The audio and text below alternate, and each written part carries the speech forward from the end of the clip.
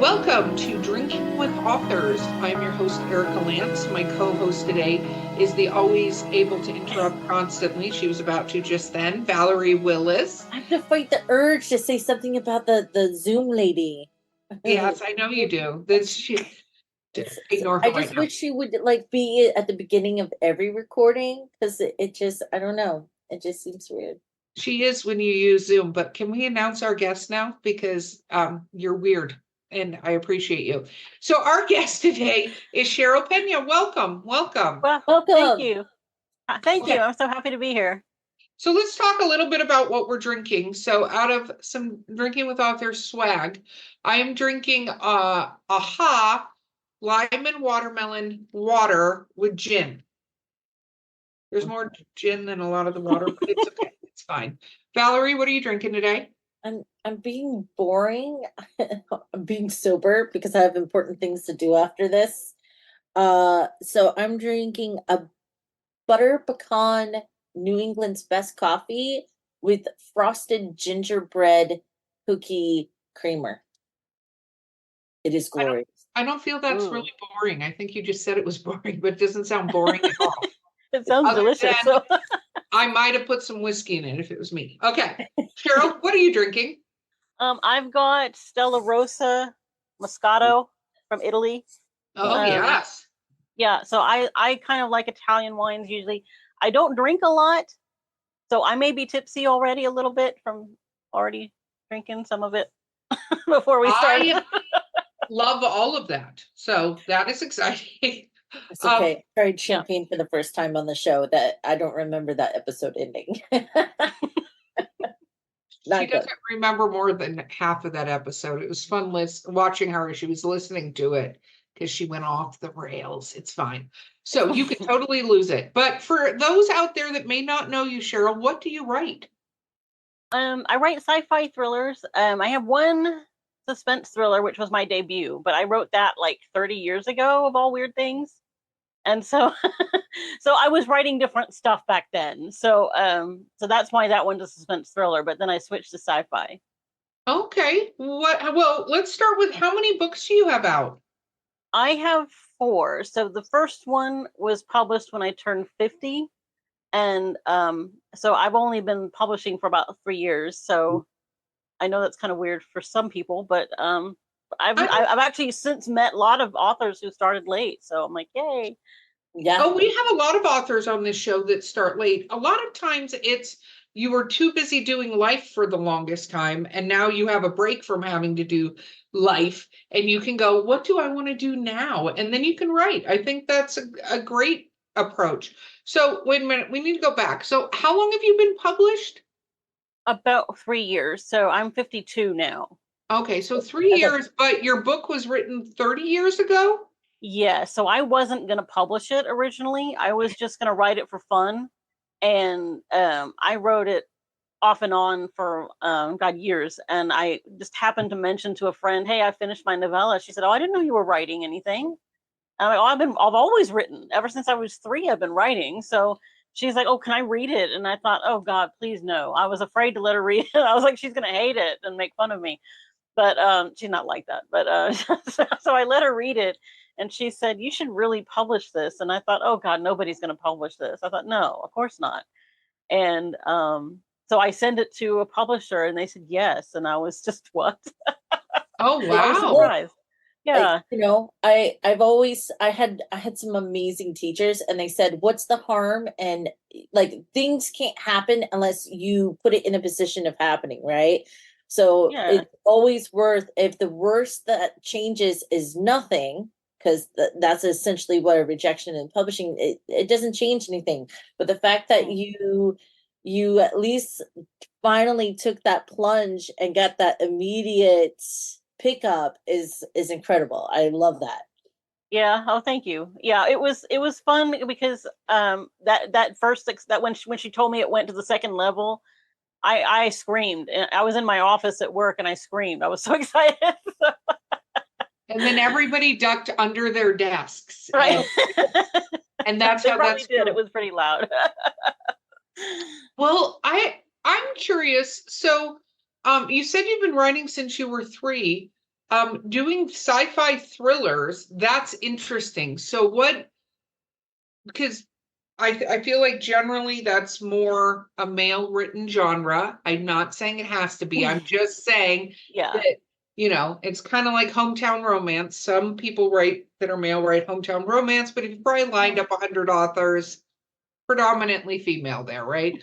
What made you decide to go that genre? Were you a fan? I have been a big fan of sci-fi since I was little. So yeah, I've always loved sci-fi. And some of it, I mean, I sort of watched it when I was a kid because we watched lots and lots of movies. So like Logan's Run and what's the other one? Oh, like Soylent Green, stuff like that. I've been watching all that kind of stuff since I was a kid. So these classic sci-fi movies. And my mom introduced me to Star Trek when I was really little, and I was hooked on it. I just loved it. I loved all of it. We watched The Prisoner religiously with Patrick McGowan, and ever since then I've just been just I don't know, obsessed almost. I'm a big nerd. I'm a big nerd. So Oh, you are yeah. talking to two big nerds, so you are okay. Yay! My shirt literally says Bazinga on it. So Oh yay!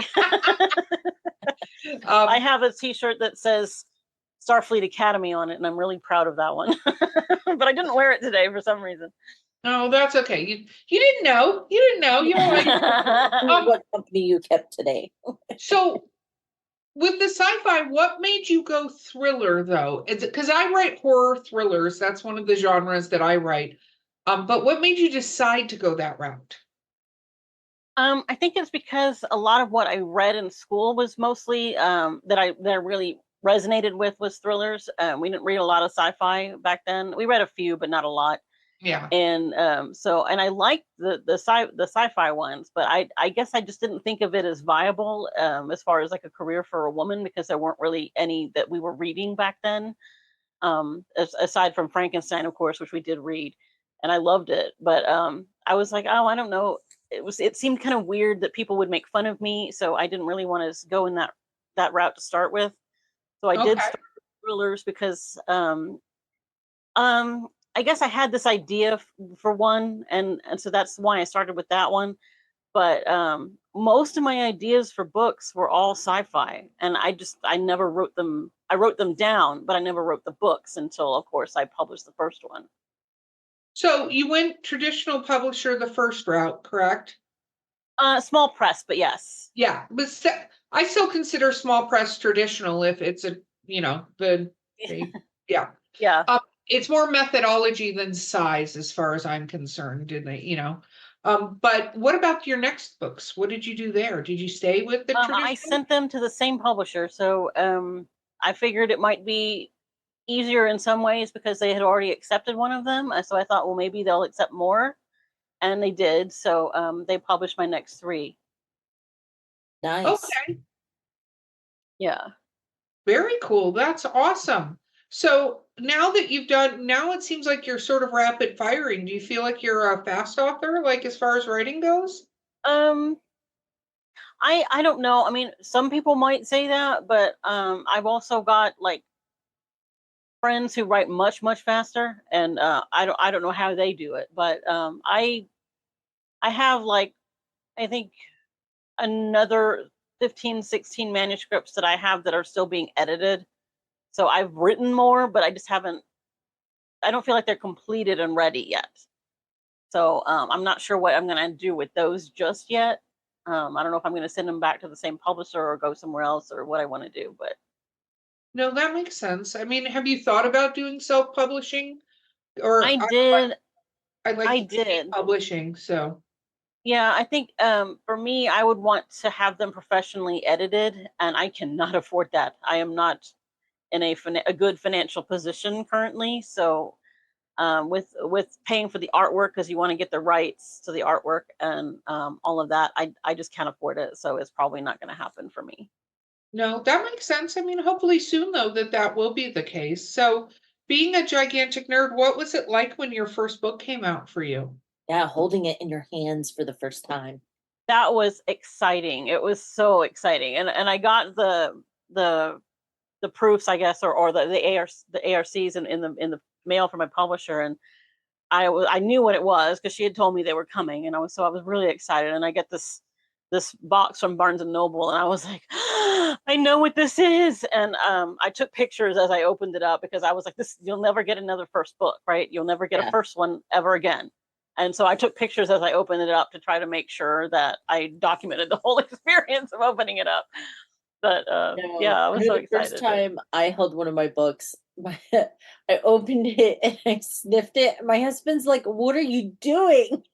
And I'm like, "I could smell my words." Like, books have a smell that's great. I always loved the smell of books. I don't know why. Maybe I'm weird that way.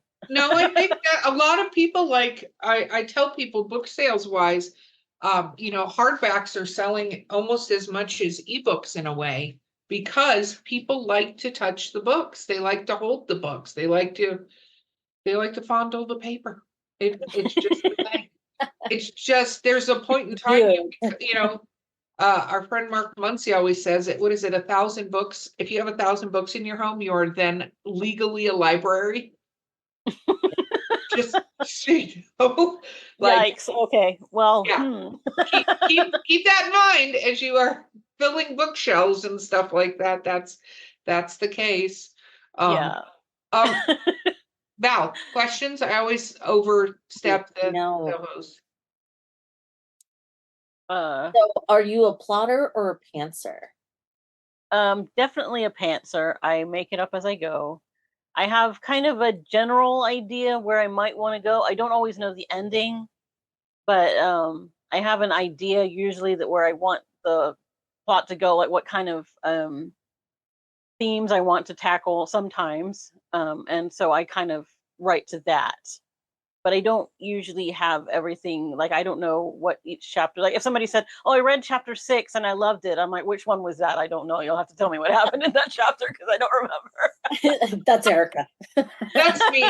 People sometimes say stuff to me and I'm like, what? Is that even in the book?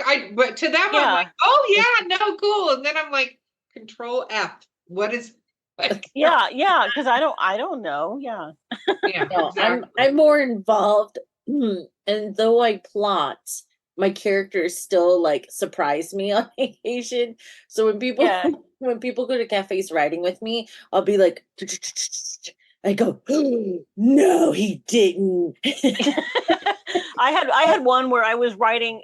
It's still not published yet, but I was writing it, and I loved the way the scene was going, and I'm like, "Way to go, Mark!" Like I was like, I really loved it. Oh my God, I love that. Like, you did a great job there, dude. It's so thrilling because at some point while you're writing, and I think this is where you hit that point where you've now created a habit of writing. So now you're thinking less about having to sit down and write, and instead you're sitting down and you're chasing the story. And at that point, it's almost like equivalent to sitting down and like binge watching a Netflix show. You're like, wow. Yeah, well, I don't know if because I know a lot of people don't do this, but like when you're reading, I do the same when I'm writing. I see it like a movie. It's playing in front of me. And some people, when they read, they just see the words. And that blew my mind when I heard that. I'm like, there are people who don't see it like a movie, but there really are. And I'm like, okay, well, I mean, it's fine. It's not weird or anything. But I was like, I always saw it just so clearly in my head. However, I cast them in my head. I know who the actors I want to play them because that's who I'm picturing when I'm writing it. Oh, well, then who have we cast in our books? Yeah. Well, I guess the because the thing is I don't remember. I'm not good with names, so like I know their faces. The guy who played it so and so in such a such movie totally counts. Yeah. So like this one though, I know because this one and this one are a series. So that one I know because I remember when I remember where I got the idea for the books because I watched the Three Flavors Cornetto trilogy back to back. And they're comedy movies, but for some reason I had this nightmare that night because I don't know why I watched them back to back, but I had this nightmare, I guess because they were fun. I was enjoying it. I was like, oh, let's put the next one on. And I just put the next one on. Punished you. Yeah. So I had this nightmare. And of course, Simon Pegg is the lead actor in all those three movies. So the lead character in those, I pictured as Simon Pegg right off the bat. But The other ones I'm not. I only because I just watched the movies. The only reason I know, because otherwise I'm not good with names. I'm really bad with names. I'm with you on that. I can tell you what movie they were in, but I can't tell you much more than that particular piece of information. Yeah, yeah. I don't know why I'm so bad with that, but and then people will tell me their name, and then I'll remember, but it's like in one ear out the other. I really don't remember, and then I'm like, sorry, and then I'm just like, okay, you over there, you in the red shirt. I need to. I think I know more actor and actresses names that were like popular in like 90s movies than anything else. Like, You know what? Me too. Probably like Kevin yeah. Costner, Michelle Pfeiffer. Yeah, well, yeah, and some of the '80s ones too, but not as many. But only because that's been a long time. But That's where my but brain. yes, Like, who do you want to play as Lilith? I said Michelle Pfeiffer, and they're like, she's old, Val." Like, well, find she someone looks like good her. though. She looks really good though. So I wouldn't say that. I mean, I'm like, no, she looks good still. I'm like, I don't know. Some of these people are so lucky, and then I feel like I've gained so much weight and stuff over the years, and I don't look anything like I did when I was in my 20s. So I don't know. Oh, we all have that change. I love looking at Yeah. photos. I realize that's one thing about being sort of a famous star that I would be like, is when when I go back and look at movies from when I was a teenager, I'd be like, ooh, oh, I can see why they end up getting so much plastic surgery and stuff like that. Because you're seeing yourself all the time live from when you were like a 20, Yeah, probably. Yeah. And then you look in the mirror and that's not what you look like, But Yeah. I don't know. I think people tend to look better when they age naturally. It's just my personal opinion, of course. Yeah. I kind of think it looks better, but I feel, and so this is another theme that I like to put in my books. Older protagonists, because I feel like people are conditioned, with the way society is, to think that aging is not attractive, and I think that's sad because it's not unattractive. It's not, and I feel like people who are like, right, like if you're writing sci-fi, for example, and you read a lot of sci-fi, a lot of the main characters, not the side characters, are usually in their 20s or 30s. So I Yeah. usually try to do at least mid 30s and up, and usually 40s or so, or older, because I just feel like your life isn't done. You can still go on adventures and stuff back then. So it's not a Yeah, bad 'cause thing. a lot of especially with science fiction and it's only recently that fantasy is starting to curve this a little bit, are always like coming of age or early self-discovery, like you said, that whole they're in their late teens or early 20s and they don't know who they are or where they want to be, and being able to take a character who knows who they are and where they are in society, but wants to push the boundaries, I think is a more exciting story. Uh, That's exactly Maybe it's how I because I'm feel in my about 30s, but it. But yeah, I mean, I feel like if they're already established, it doesn't mean they can't change gears midlife and do something else. So I feel like a lot of my themes are about starting over and things like that, like later in life, and it's not. I don't know. I don't know I why I love do it. that. It's probably because I've done it so many times. No, that's true. And also, I hate to say it, I love, younger adventures, but somebody who's in their 30s, 40s is actually going to know shit. Not somebody who's at 19 years old is very More of a worker. unlikely to know shit. I remember what I was like when I was 19 years old. I didn't know shit. Like, I think that is hysterical. But I agree with you. I think that's wonderful. So, did you say one of your books is a series? Well, there's two books. So there's The Sin of the Vial, which is book one, and The Blood Hotel is book two. Okay. I have not decided whether there will be a book three. How come you have not decided that? I guess because I pictured it being just the two books, but Well, I have a friend who read both books and is very adamant that I write a third book. So I may or may not write a third.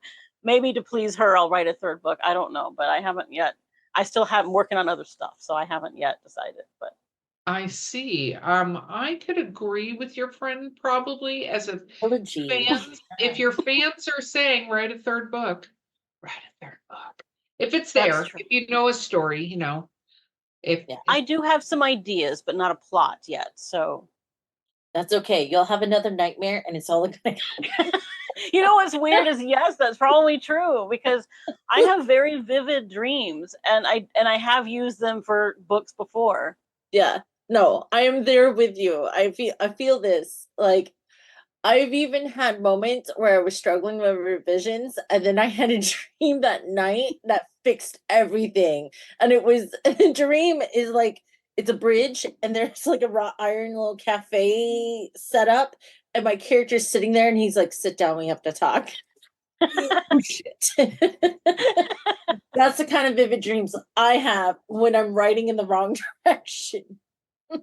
Oh wow. See, I don't dream about my characters that often unless they're the lead character in the story. So like I have weird sci-fi dreams that I'm like colonizing an alien planet and stuff like that.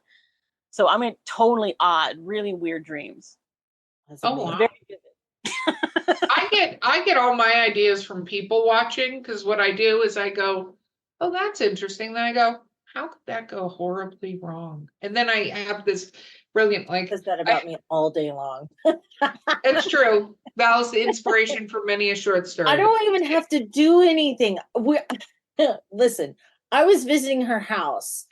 We just finished eating breakfast. She goes next door to the custom brewery to pick up mead. She's talking to the cashier. I'm behind her, and behind me is her man and his twin, and this small, tiny old woman. This is like 10:30 in the morning, 11 in the morning. Parks them, grabs me, spins me around. She goes, "Do you feel that?" And I'm smacking Erica to get her attention to help me, and she's smacking me off of her. I was buying mead. She was interrupting the purchase of mead. I didn't hear any screaming. It was fine. She's like, "Don't you feel the good vibrations? They're coming out of you." And I'm like, they are like the and of course, those two are looking at each other like, "What is happening?" But that's so yeah, weird dreams and we and Erica's how can this go wrong? I don't even have to try. It's true. It's true. That was a fun moment because she was like, why didn't anybody help me? And we were like, you weren't in danger. It was fine. And you have your phone out and you're making notes, right, the whole time. Yeah, I'm like, you're fine. Click, click. You're good. Don't worry. People watch this. Wait, say that again so I can write that down. Yeah, exactly. She What did even you asked me, say? she's like, "Let's go someplace together alone." And I'm like, no. The best part actually was she was wearing an adult onesie, like one of the ones you get from Walmart. That was like a unicorn one, which I appreciate, but that's what this person was wearing, and I was like, I couldn't have even written this scene better than what's in And then if you wrote it down and put it in a book, people would be like, that wouldn't happen in real life. You know what? It's so interesting because I watch a lot of true crime and stuff like that, and I run into that. I've written scenes that are literally almost right out of something that happened, and people go, "That would never happen," but it did. Like, yeah, no. Me and Arrow Hoy. She's another author in Orange Blossom Publishing. We went out to a cafe and we watched her as a woman took off her bra and then flung it across the cafe. Oh wow! And started crumbling up papers and handing them out to everyone. And Ariel's like, "This is because I'm with you."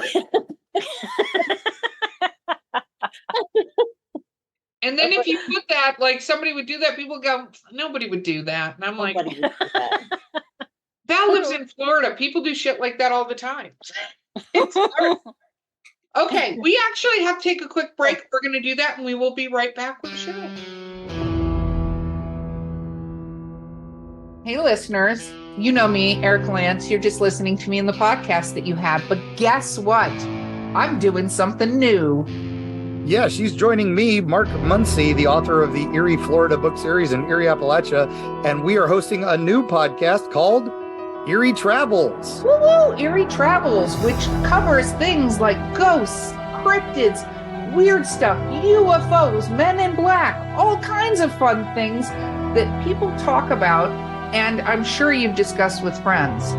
Yep, and you can listen to us on your favorite podcast platform of choice, or find us at erietravels.com and join in the fun and all the spooky goodness. And of course, Mark, what do we always say? We'll see you on the other side. Okay, so we're just talking about flinging our bras across cafes and other sundry things that we should be doing. No, just kidding. So as an author, what is it like? Do you read your reviews and stuff like that? What is fan interaction been like for you? I want to say I don't pay attention to them. I really do, but I can't help but to be curious what people are thinking, because you don't always get to talk to people before after they've read the book, like you talked to them before. Yeah. And like at book signings and stuff. So I don't always get to see what they really thought of it. And so I can't help being a little curious.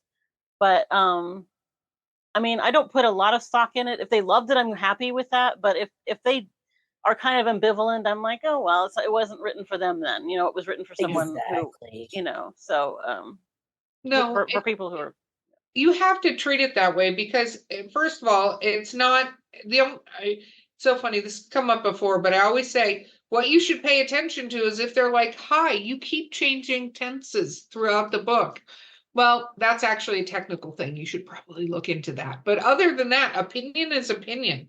And you have no idea who they are, what they're at in their life. And, are Yeah, they and a they may just sci-fi like fan? different stuff. That's okay. Everybody Yeah. likes the same thing. So That's very true. That is very true. Okay. Well, questions. Questions. What do you do any research for your books? Oh, Is there like a go-to yes. place that you dig in and it keeps the fire burning? I don't think there's a specific place, because I think it depends on what I'm looking up. Okay. So there's not like one place, but I know I was looking up, especially for Descent of the Vile, like a lot of weird stuff, like how long does gasoline last, like before it starts to break down. I wanted to know how long like fabrics lasted before they started to break down. Plastics and things like that, like various materials, how long batteries would last before they started to die, like weird stuff like that, because it's kind of a post-apocalyptic. Post-apocalyptic. I was Yeah. gonna say, then That she remind- Googles dead bodies like me and ends up in police headquarters. That's okay. I was Googling how to make soap with animal fats. I'm telling you, as writers, we just need to back each other up if any of us get arrested and go, Yes. it looks bad. There's actually a writer, I don't know, I forget, and I don't even care about her name because she doesn't do it, but she was an author, and she wrote a book where a woman killed her husband and then she killed her husband. Oh yes, I heard about that. That was Yeah. crazy. It is nuts. So, and she totally did it for insurance money, which when people do that, I'm like, you're a terrible human being. But what was interesting to me about that is I'm like, this woman ruined it for the rest of us, because we could walk in and go, listen, I'm an author. Like, here are my books where I kill people, right? But now, because of that case, that's not going to hold any water. They're going to still be down the rabbit hole going, yeah, that's cute, but you'd probably kill people, We all have FBI profile folders someplace. Oh, I'm sure I do. I'm sure I do somewhere. Yeah. Because, There's a weird stuff there's you an research. FBI fan that says, you know what, let's fuck with Val today. Actually, there was one day I was driving down this one kind of residential street, and I was just past the library, and this guy, like behind me, is like a police officer, and he puts his lights on. I'm like, what did I do? I was doing nothing. I wasn't speeding. I didn't run a red light or anything. I pulled over, and he gets out of the car and he wants to see my ID, and I asked him, what did I do? And he won't say anything. He just walks back to his car, and I'm getting nervous and my heart is pounding, right? And I'm like, I'm getting ready to pass out because I'm so nervous. I'm what is he doing? And he comes back and he wants to know then if I know this person, or this person. I'm like, no, I don't know these people.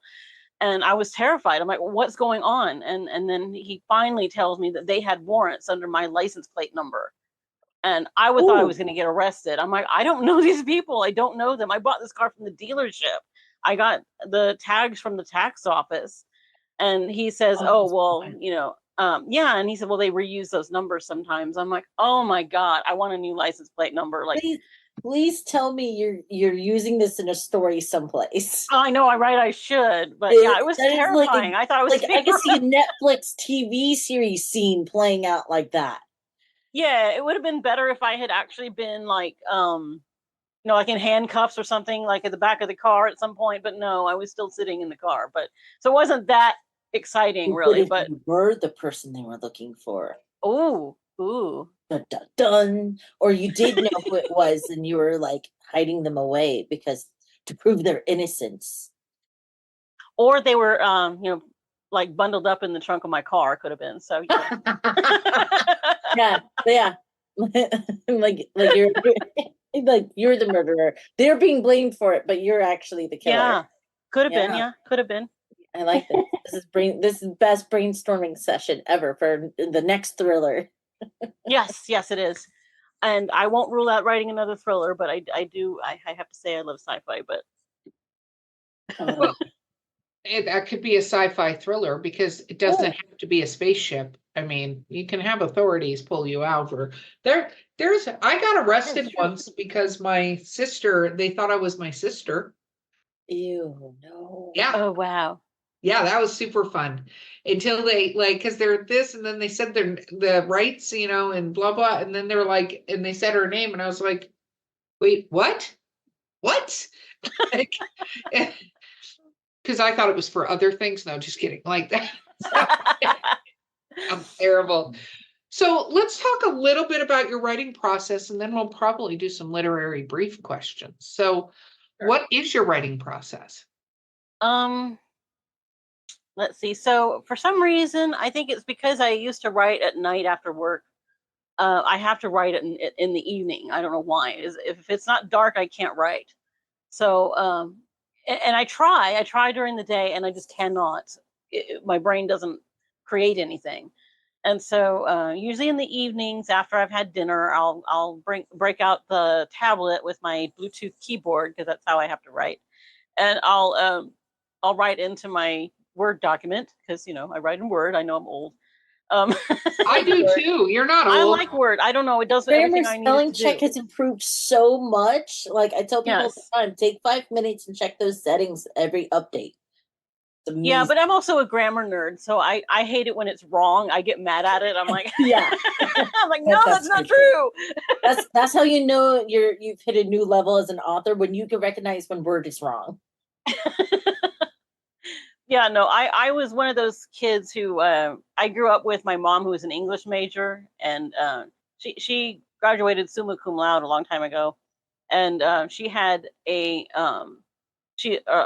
concentration. I don't remember how they worded it, but in Old English literature. So she had all these Shakespeare books and Chaucer and all kinds of stuff like that laying around, and I was reading them at 8, 9 years old, and on into 10. And so I was testing college level at 10 years old and doing all this grammar exercises for fun, diagramming sentences for fun. I was a big nerd and I loved English and it was my favorite class, but I couldn't say that because everybody would, they would get mad and beat you up if you said that. So I couldn't say it back then, but English was my favorite class. I loved it. No, that's awesome. And I think that as a writer that we have those kind of things, you know what I mean? It's within our. So, one question I had for you. So you can only write at night. So have you tried to trick yourself out of doing that?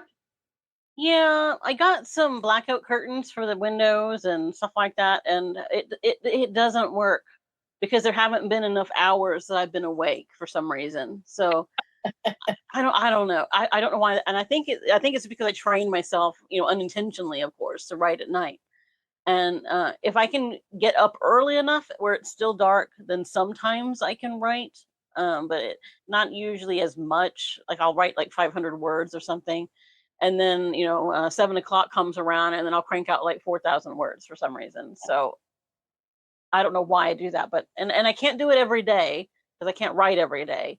So whenever I'm feeling up to it, of course I'll because I have health issues, but I'll if I'm feeling up to it, definitely I can write a lot. I think the most I ever wrote in one day was like 15,000 words or something like that Wow. That in is one amazing. day. Yeah, I was like, that is- what? No, when you're on fire, you don't want to break away. You're like, wait, you're doing the hand wave as people are trying to talk to you. You're like, no, not right Yeah. now. Yeah, definitely. Yeah, definitely. I'm And tapping I had to do a lot. Well, I lived I'm by running. myself at the time, so it wasn't quite as bad. Just my Yeah. dog at the time, just my dog. No, even my Really? dog right now, he's whining at the door, and I'm like, Oh, he's fine. He'll live. I love dogs. That's the one thing about, I love puppies. I love them. But when I'm writing in the afternoon or something, they're like, hey. And I'm like, no, hey, no, hey. You are not writing this book. You can go hey in the other room. That's what you can do. Yeah. And then she's like, can you, at some point you've got to feed me, or I'm going to pee on the floor, and then you got to do it. You got to take care of them, but, or you put pads down. It's kind of like when you get up when you're in bed to go pee, you run, you do it, you don't touch anything else, get back in bed. Otherwise, you're screwed. I know how this works. I know how this works. Okay, very cool. Well, we're going to go into literary briefs. Dun, dun, dun. Dun, dun, Okay. dun. Rapid fire questions. Here you go. What is your favorite book of all time? Okay, I want to say Hamlet by William Shakespeare because I read it so many times and I love that book. But if you're going by recent, maybe then it would be probably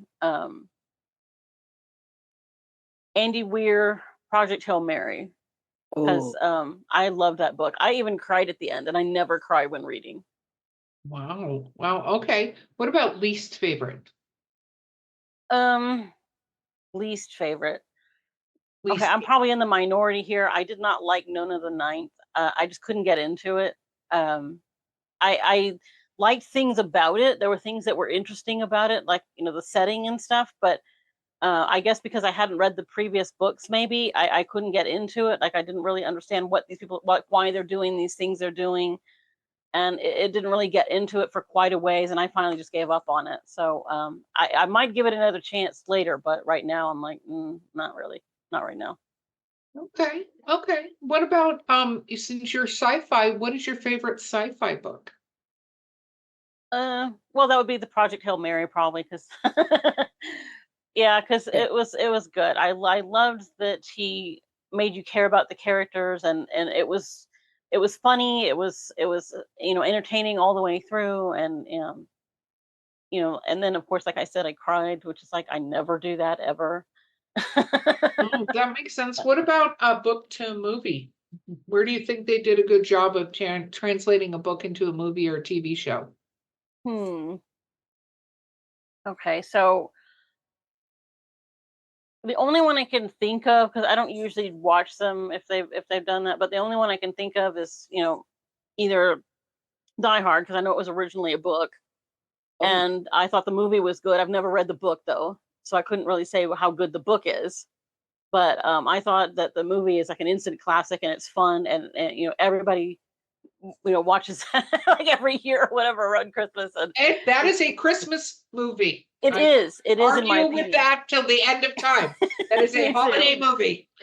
Yeah, and it was fun, and so I think they had to do that because it was going to come out around Christmas. So it was a fun movie, and of course Alan Rickman stole the show. He was amazing, and I just loved the movie. But if I had read the book, maybe I'd be, oh, that wasn't very faithful to the book. Maybe I would have been a little more upset about it. I don't know, but I thought they did a good job. Much earlier in life, and Yes. is a little bit dated. I also know the book, if I am not wrong, which fans could be screaming at this podcast, but I think the book was written in 1960 something. Like it was old school. Like it was, yes. So I also hear the tone wasn't quite the same either. It wasn't as it wasn't funny. It was supposed to be more serious. Yeah. Well, Yeah, they and also I another kind of like the more fun tone. another book to movie adaptation that kind of has similar vibes was Forrest Gump. Forrest Gump is no offense to me, a terrible book, but the movie is now timeless, right? So it's amazing that sometimes it flips. So where do you think they did badly to a book, movie, or book to TV adaptation? Well, okay, so She's like, This which I, one is do you your I, I love the opinion. book Aragon by Christopher Paolini. Oh, I loved that book. It was like one of my favorite books, fantasy books. I don't read a lot of fantasy. I read some of it, but not a lot. And that movie was so phenomenally bad, and it just took out all the good parts of the movie. They just cut it all out. All the good parts in the book, they cut them out to make a shorter film, and it just didn't have the same atmosphere at all. And I was so disappointed. Honestly, I was so disappointed. you were among many that felt that way. Yes. So, you are a nerd. Do you play role-playing games? Okay, so I'm a nerd, but I'm not into gaming at all. That's okay. You can be a nerd Yeah. not into gaming. So, Yeah.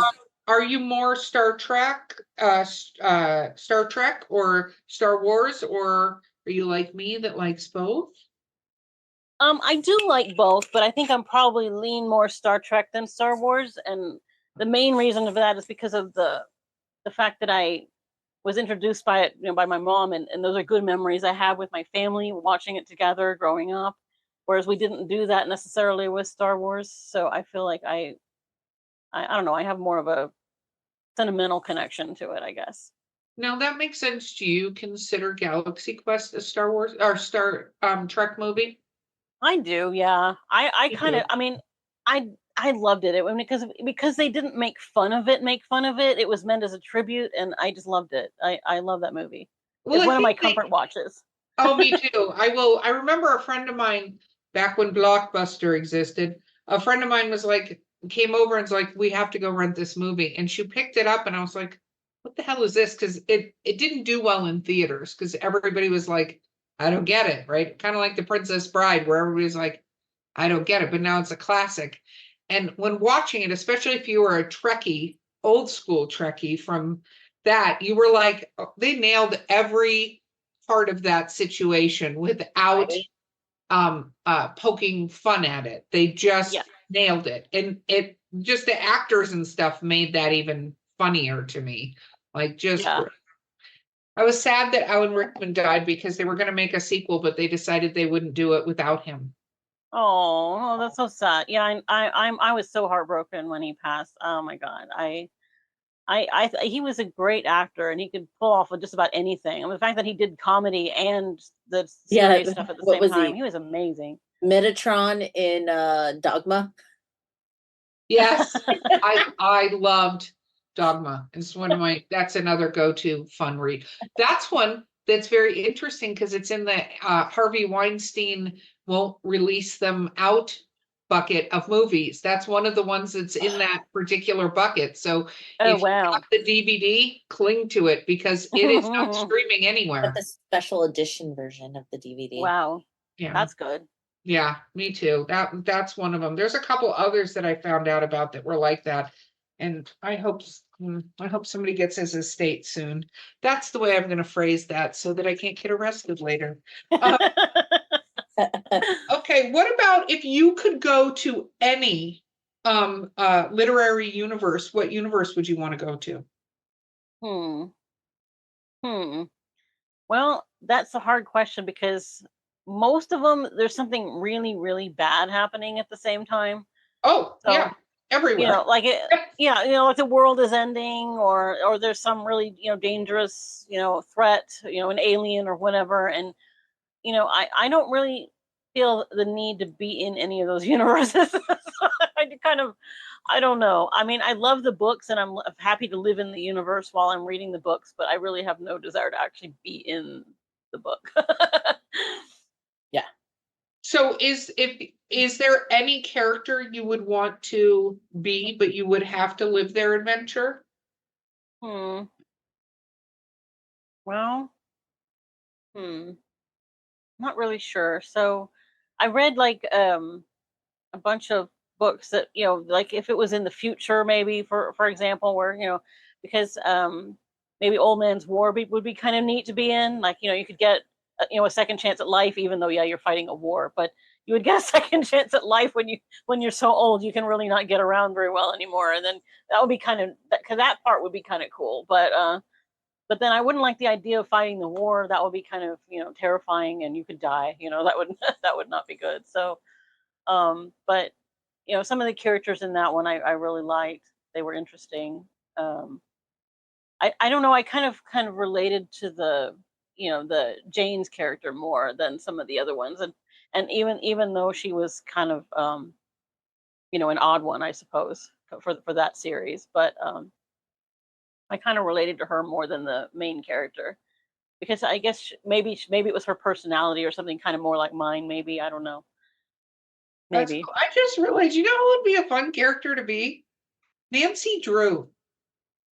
She had adventures all the time and figured out things, but not a lot bad actually happened to that character. Now that I'm thinking back on it, like that wasn't something where terrible things really happened to her. That is true. That is true. So yeah, I could see that. Yeah, for sure. But yeah, I mean, maybe, no, because if I think about like some of the other books I read, there's always, because I guess it's been a while since I read any of those, that they're not really forefront in my mind right now.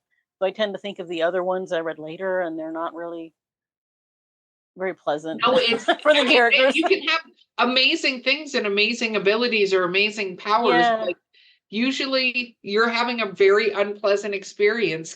Yeah. And well, yeah, even in my book, like, Descent of the Vile, like, he's having a very bad day to start, and then it just goes from bad to worse. So, so I kind of feel like, like bad things happen to these poor people, and thankfully they're not real, but but yeah, bad things happen to these poor people, and you kind of feel like I feel bad for them. Like, I'm weird. I actually cry when I'm writing the bad stuff that happening to these characters. I feel bad for them, and people think that's weird, and I'm like, I don't know. I feel so sad when, like, one character had something happen to his wife, and I'm like, right, but I'm writing it, like I created this whole thing, I created the whole scenario, but I'm like crying the whole time. I think that's a good thing, though. Honestly, I can't remember who said it. There's like a famous author who's like, if you don't feel emotion if you don't cry when your character cries, if you don't laugh when your character laughs, then how do you know your readers are feeling the same emotions? And I can't remember. I'm sure Jen would know, our lead editor. She's a PhD in English literature, but I believe that. Like there are times where I'm writing and I'm like, and like I said earlier, like I gasp and go, no, and sometimes I tell people, like, when I hand them a copy of Cedric, which is the first of my series, I'm like, I hope you get so frustrated at my main character that you want to throw the book away and then scramble after the book because you need to know what happens next, right? I want you to get frustrated with them. I want you to feel things. And it's always interesting when because we were talking earlier about glancing at reviews. It's always interesting when someone gives me a low rating because I achieved what I wanted to achieve. They're like, oh, the main character is such an asshole in this, I just couldn't get into it. And I'm like, yeah, that was the purpose, so nailed it. no, I think it's true. I mean, because I write horror, I sometimes just get freaked out at what I'm writing and have to get up and walk away and like go hug my dog or go to my boyfriend and get in bed. And he's like, what? And I'm like, I'm going to watch Schitt's Creek. Like, do something that doesn't completely freak me out. But then I feel like your readers feel that. Like, even if they don't realize it, they feel that and they created those emotions. And I think that means you've done the right thing. If you were like, his wife dies, like I don't think it then conveys in the words the way you need it to. Yeah, I agree. I think that if if I'm enjoying the process too much when something bad is happening, I feel like the reader is going to think of it as a fun romp, which may or may not be the proper mood for the book. Yeah. So, I don't know. No, I agree. Okay. Val, we only have a couple more questions left, so Okay, you get to ask one. So, let's see. I had two, and I'm like, crap, where did they go? Writing fuel. So, Erica and them make fun of me. Like when I sit down and really like in the mood to write, and I'm a nighttime writer too. There's like I have to have a certain drink, either that's hot tea or chocolate milk. Uh, or Doritos and a Slim Jim. That's my writing fuel. Like that's what No, I'm. it's not the Doritos. It's like Doritos, Oreos, and a Slim Jim. No, it's a Slim Jim, Doritos, and a chocolate milk. That's the trio. And my husband knows this because sometimes he surprises me. He says, "I heard you were writing tonight," and Aw, I'm like, sweet. oh, Other than any medical or dietitian professional listening to the show is like, oh my God. God, please stop. So, what do you have certain things that you like to keep? Like even Anne Rice talked about that she has a coffee maker beside her computer so she could keep her going and stuff like that back when she was alive. But so what is yours? Usually coffee.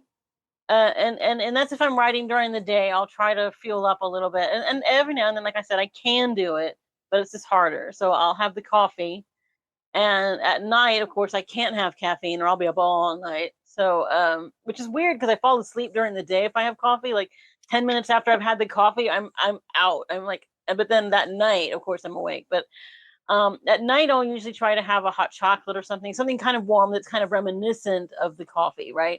And Right. then I don't usually eat because I don't want to get stuff all over the keyboard. So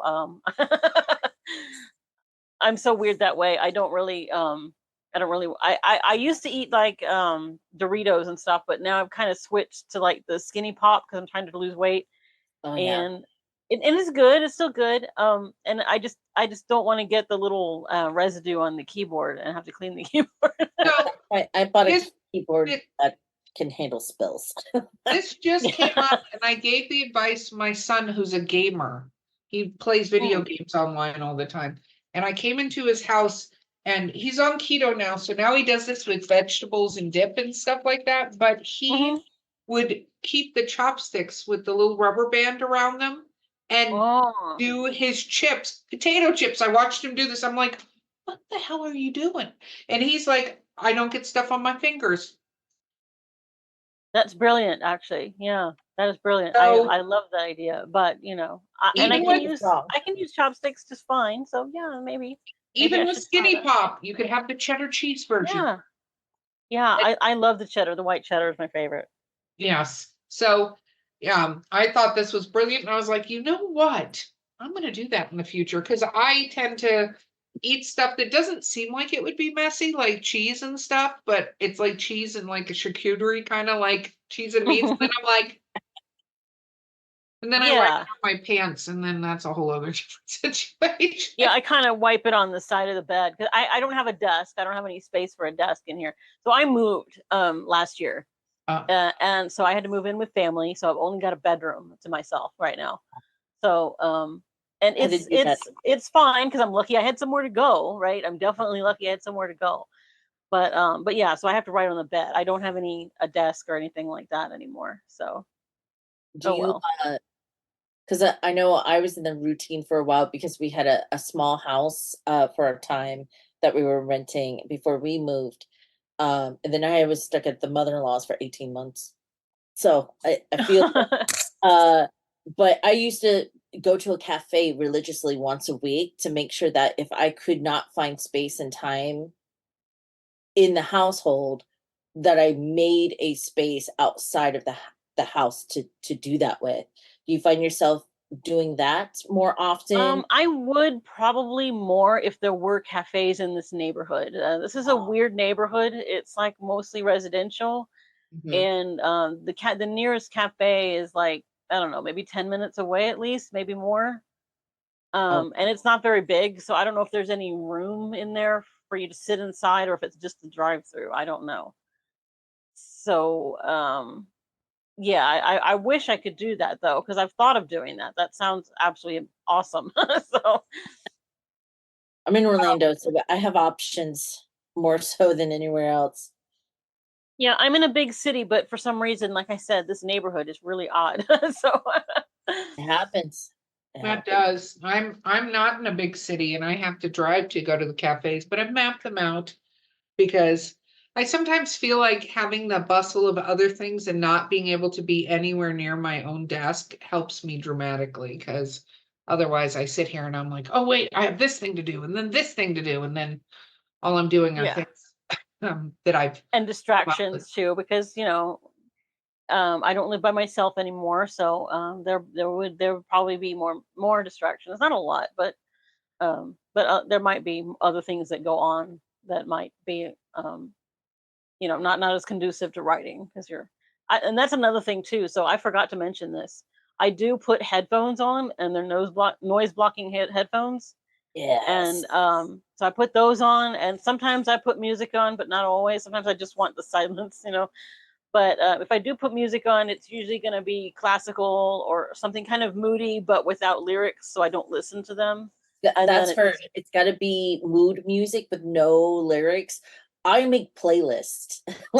Yeah, I have a playlist, but I've actually started. So I found this ambiance music that was on YouTube, but now I found, this has been my latest writing thing. There's a Viking music playlist.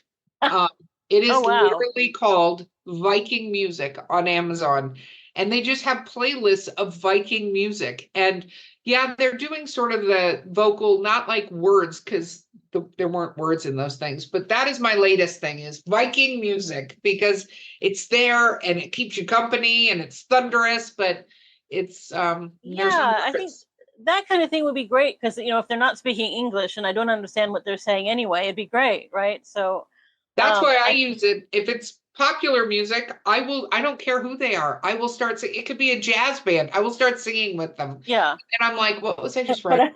As a fair warning, you may end up with weird dreams like Jen did. So I introduce I Am Dragon, which is a Russian fantasy romance, dragon shifter romance movie, right? And it's to the beat, formalic, on point, right? And she loved this movie, and she liked the Russian variant of it, watched it a billion times. She ended up having a dream where the school was being attacked. They were evacuating, and she's trying to get the little boy to move, and he turns around and he speaks Russian to her. And she said, without missing a beat in the dream, I said, I'm sorry, my Russian dragon movie didn't teach me enough Russian to understand you. Oh my God. Okay. So ridiculous. But Cheryl, it is that time, unfortunately. Shameless self-promotion. Where can people find you and your books on social media? Okay. I'm on Amazon, of course. You can get them at Barnes & Noble. You can get them at Better World Books, almost anywhere, really. IndieBound. And then as far as me, I have a website, which I'm not sure if I'm going to, I guess you could look at my link tree. It's just Linktree/Cheryl Peña, and I'll update everything there, because I may be changing my website soon. But right now it's going to be on Linktree. So wonderful. Yeah, Linktree is a great tool for that reason alone. Right, so. I know. I'm so glad I found that. Oh my God. Agreed. Okay, Cheryl. Thank you. Go ahead, Cheryl. I'm gonna be quiet now. I'm sorry. Painful sometimes, just painful. It has been wonderful having you on the show with us. Thank you so much for being here. Thank you so much. I'm so happy to be here. Thank you so much. This was very fun. Yes. Okay, listeners, don't forget, like, subscribe, share, tell all your friends about it. I have been Erica Lance. My co-host has been Valerie Willis. Yeah, see, she just waved. Oh, no, she couldn't contain herself. She had to make it fun. And we will see you next time. Thank you so much.